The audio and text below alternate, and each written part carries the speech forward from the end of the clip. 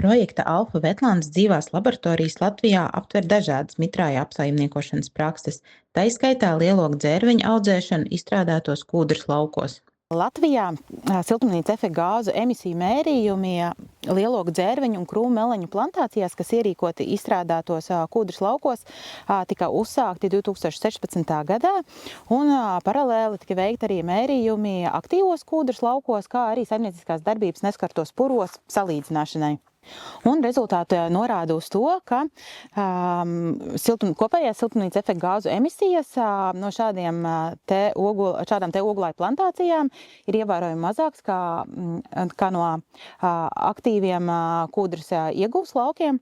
Un šis samazinājums galvenokārt ir saistīts ar oglekļa dioksīda neto emisiju samazinājumu. Un tātad šādu te platību izveidošanā, izstrādātos kūdrus laukos, var tikt uzskatīta un ir interesanta un vērtīga no klimata pārmaiņu mazināšanas aspekta. Nacionālās siltumnīca efekta gāzu inventarizācijas ietvaros šādas te ogulāju platības, kas ierīkotas izstrādātos kūdrus laukos, tiek pieskaitītas pie lauksaimniecības zemēm.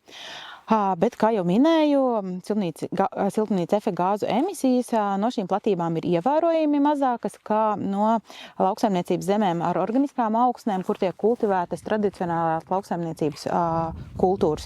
Un līdz ar to ir vēlams un nepieciešams šādas te platības izdalīt kā atsevišķu zemes apakškategoriju, lai precizētu un uzlabotu nacionālo siltumnīca efekta gāzu inventarizāciju un ziņotās siltumnīca efekta gāzu emisijas. Klimatiskie apstākļi Latvijā ir piemēroti, lai izstrādātos kūdrus laukos audzētu ogulājus, piemēram, tādus kā lielogu dzērvenes un krūmu melenes. Un tas ir saistīts ar to, ka šādos te izstrādātos kūdrus laukos kūdras pH, barības elementu nodrošinājums un organisko vielu saturs kūdra ir tieši optimāls šādu te ogulāju audzēšanai. Un vēl otrs aspekts, kas noteikti ir jāpiemina, ka ogulāji tādi kā lielogu dzērvenes un krūmu melenes spēj tolerēt mitrākus augsnes apstākļus, kādi tie nereti ir šādos te izstrādātos kūdrus laukos. Latvijā lielogu plantāciju ierīkošanas aizsākumi ir saistāmi ar 1985. gadu, un šobrīd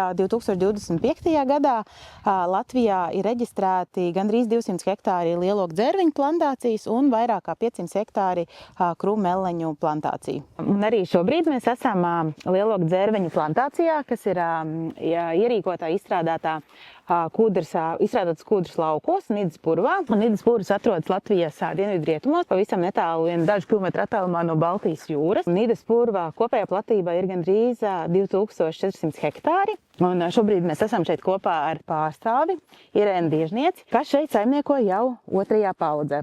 Jā, pirmsākums ir bijis mana tēva ideja, Jāņa Vītola ideja, ka viņš izlasīja dienas biznesā rakstu, ka ir tāda iespēja Latvijā ieviest jaunu kultūru, ogulāju kultūru, lielogu dzērvenes. Amerikas lauksniecības vadības pārstāvis saprata, ka viņu kontinents nevar nodrošināt visai pasaulē pieprasījumu pēc šīs ogas, jo viņa ir veselīga, viņa ir ļoti vērtīga cilvēku uzturā un farmācijā. Un meklēja pasaulē, kur vēl ir tādas vietas ar līdzīgu klimatu, kur ir visi 4 gada laiki, kur ir skābas augsnes, tātad purva augsnes, un kur ir sāli, piemēram, rudenī, kad viņām jānogatavojas. Un atrada, ka šāda vieta ir Latvija, kurā ir ļoti daudz purvu un kur ir izstrādāti un kur ir bez pielietojuma tajā brīdī arī.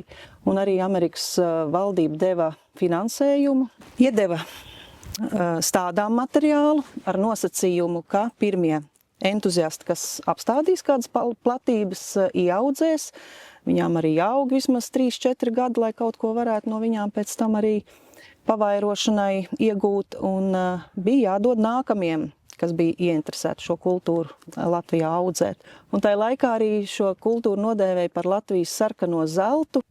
Un tētis dienas biznesā izlasīja šo rakstu, ļoti ar to iedegās, aizrāvās, brauca mācīties ar citiem ieinteresētajiem, kā šo kultūru audzē, kas ir vajadzīgs.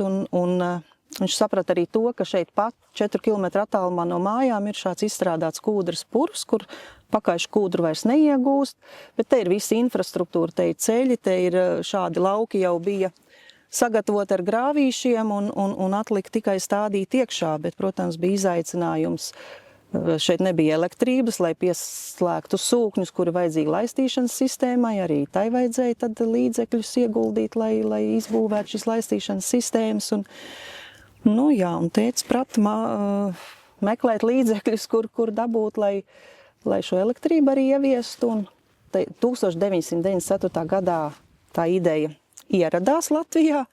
Un jau tagad skatot dokumentus, kas ir sakrājušies, ka 95. gadā jau bija pirmie lēmumi pašvaldībā, Rucavas pagasta padomē, ka atbalsta šādas nozares ienākšanu Rucavā. Es domāju, ka nozarei noteikti ir nākotnē. Tas, ka Eiropā vēl joprojām iepērka no Amerikas dzērvenes, no Kanādas dzērvenes arī tur audzē, un ka Latvija, ja varbūt vēl kādus simtus un dažus simtus hektāru apstādīt ar šo kultūru, varētu visas Eiropas patērētājs nodrošināt ar šo ogu. Pirmais izaicinājums, domāju, ka ir ūdens resursi, jo ir bijuši ļoti sausi pavasari, ka ūdens vienkārši neuzkrājās tik daudz, cik vajadzētu. Un pavasaros un rudeņos, kad ir salnas naktis, tad ir laistīšanas sistēmai jāstrādā un jāpasargā vai nu pumpuri vai rudenī raža no saliem. Un šobrīd mums izaicinājums ir elektrības jaudas. Tad katru gadu izaicinājums arī darba spēks ir daudz roku darba šajā nozarē. Katru gadu ir mazliet atšķirības, gan tad, kad uznāk pirmie sali, ogas vēl nav gatavs nosalst kāda daļa. Un visu laiku ir jābūt tādā uzmanības procesā un jāvēro laikapstākļi un jāpiemērojas un jāmācās.